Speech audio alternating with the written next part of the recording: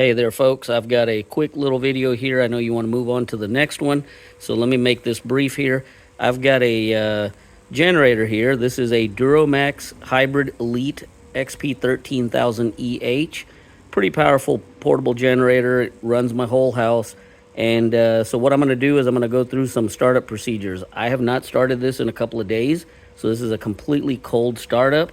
Everything is bone cold. There's nothing. I just pulled it out of the garage. If you look right here, we've got a little bit over a half a tank of gas in it. This gas was put in maybe, I'd say, about 2 weeks ago when we had the freeze. I was getting it ready just in case we needed it. So let me go over a few things. So this thing, when you start it up automatically, you don't have to worry about the choke. Choke is back there, and you do have a setting for it right here, and you can adjust it. However, you don't have to do it. Another thing is your fuel cutoff is right here. So as you can see, based on the diagram, I've got my fuel in the off position, because when I close this generator up for the day or for the night or for the use, what I do is I close off the gas and let it stall out. So that way there's no gas sitting in the carb or in the system. It basically ends right there. So what I'm going to do is I'm going to go ahead and turn this on. So I've got that turned on.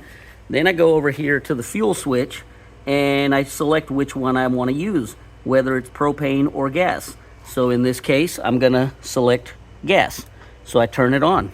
Once I turn that fuel switch on, we're almost ready to go. Now, the other two things that I always check before I hit the start button is I check the breaker for the voltage going out. That's basically on your 30 and your 50 amp plug, even though I don't have anything connected. So I make sure that that's turned off, because obviously if you used it, you might leave it on from the last time. So I turn that off.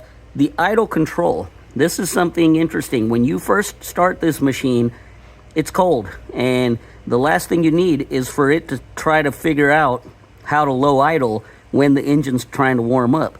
So they even recommend that you keep this in the off position. So that's in the off position, and then we go ahead and we turn on the battery.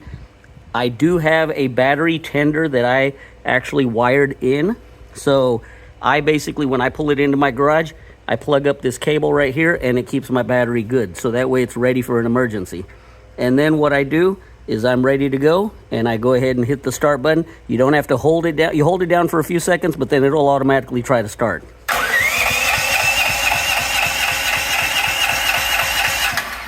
And it'll take it a couple of tries, because it's got that fuel that's got to come down.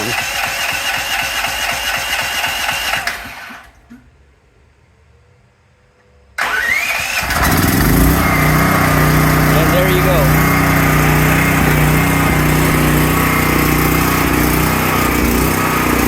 And there you have it. We are started.